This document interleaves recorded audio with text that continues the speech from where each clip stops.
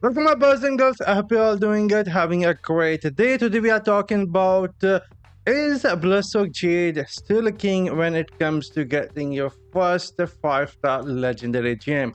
We have been seeing this been suggested for a really long time.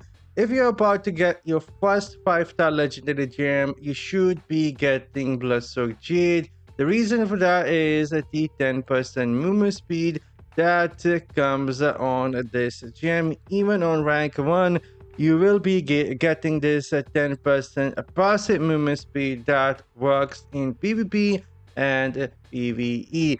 So is Bloodstock Jade still the king of 5-star gems when you should be considering getting your first 5-star gem, especially when you're starting your game? Maybe you are grinding as a free-to-play and got enough resources to go either craft one copy using a pulse, or maybe got enough platinum to get your first 5-star legendary gem. Before I go and answer that, this is really important. If you are someone who cannot upgrade a 5-star gem you get into a rank 4, I think it might be better idea to try and invest into 2-star and 1-star legendary gem. The reason for that is going to be once you get your legendary gem to rank 4, you can awaken a slot, and once a slot is awakened, it gives you pretty powerful buffs, which is, in my opinion at least, mandatory right now. And you can easily awaken these slots. I have done a video in which I explain how you can farm up to 1000 normal gems in a month. And once you do that, you can sell some of those normal gems on the market, get the platinum that you need, and then come to the this guy here, and I believe so he does sell the Dawning Echo that you need for 10,000 to awaken a slot. That is going to be a much better investment, at least in my opinion, before moving to 5-star legendary gem. I would highly suggest awakening your slots first before you commit yourself on getting 5-star legendary gem, and then upgrading it to at least rank 4, which is very much possible if you keep on grinding weekly normal gems and min-maxing every way of getting the legendary crest that you can. Really, it is very much possible that you can get your 5-star gems at least to rank 4. And now to answer your question, is Bloodstock Jade still going to be the king of 5-star gems when you should be considering getting your first 5-star gem? And my answer to that is going to be no. Bloodstock Jade isn't king of the gems, 5-star gems anymore. We have much better options to consider before getting Bloodstock Jade. And if you are wondering then how we're gonna get that 10% movement speed in PvE and PvP, then there is a simple solution for that. For PvE, all you have to do is get these runes here, which gives you the movement speed. You can get up to 3% movement speed on one piece, and if you put that rune here, ECE, on both weapons, you get 6% movement speed out of these runes. You won't be losing all that much damage from like using something else. You could be using the critical hit damage. If you have those, you might lose some decent damage. But for PvE, if you wanting that that movement speed, you can easily get it from these runes. And then there are some other ways of getting movement speed as well. All you have to do is get some of that movement speed on your set pieces. You can see I have some of that on my ring, and you can get lucky or reroll one of the items attributes to the movement speed. That way you will able to get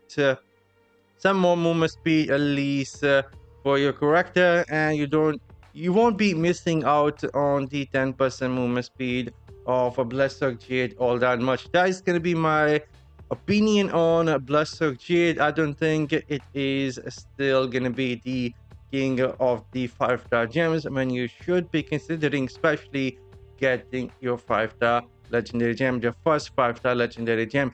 Then now the question is, what 5-star gem you should be getting as your first gem? Then my opinion on that is gonna be, I think a lot of you guys will agree with me now, that it should be none other than the rolling consequence. The reason for that is the best stat inside of the game right now is critical hit chance. If you have a critical hit chance, you can basically increase your damage quite a lot. And speaking of the critical hit chance, you should not be only looking at the 5-star legendary gem to get that critical hit chance. If we go take a look at my gear, I have 29% critical hit chance even without the Bloodstock Jade working at the moment. You can get that on your helm.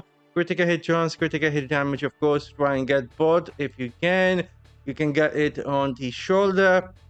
Then you can get it on the both weapons here as well. You can see I try and get the critical hit chance and critical hit damage if I can with skill damage. Then you can also get some of that critical hit chance on your offhand, and both offhand does come with the critical hit chance. And I think looking at the runes, yes, even the runes for the offhand, you can try and get some more critical hit chance. So the number one gem that you should be considering getting as your first, in my opinion, it is none other than the rolling consequence. Gives you one of critical hit chance, then has a fiery explosion that burn enemies, and if the enemies will be burning, it has even more critical hit chance against the burning enemies. So overall, this is going to be the best gem you can get right now, and it is going to be my number one suggestion for everyone. Try and get the gem to at least rank 4, and you can even combine the mother element with it. Both gems do stack on top of one another. You will be able to get even more critical hit chance. And after rolling consequence, I think it is going to be either a haunt coil. Haunt coil is going to be a tricky one. You need to have some decent amount of potency to pull this gem off. If you have a decent amount of potency, then go for it. Haunt coil is going to be one of the best gems that you can get to increase your damage. Again, movement speed you can get from the set pieces and some of the runes. Haunt coil is going to be my next choice if you have the potency to back it up. If you don't, then my next choice is going to be the blood flow, giving you even more critical hit chance against the bleeding enemies, gives you more critical hit damage, gives you the bleeding, one of the best gems right after the rolling consequence haunt coil. And then after that, you can either go for a blood-soaked Jade, or you can go with the Colossus engine, whichever you think works best for you. They're both gonna have a same type of impact, but if you're looking for a bit more damage, Colossus engine is gonna be a bit stronger, and that is how I think I look at the gems right now. But that is gonna be it. Let me know in the comment section down below your opinion on the fact which is which of the 5-star legendary gems is the king when you consider getting your first one. I'm signing off. You guys take care, have a great day, and I'll catch you all in the next one later.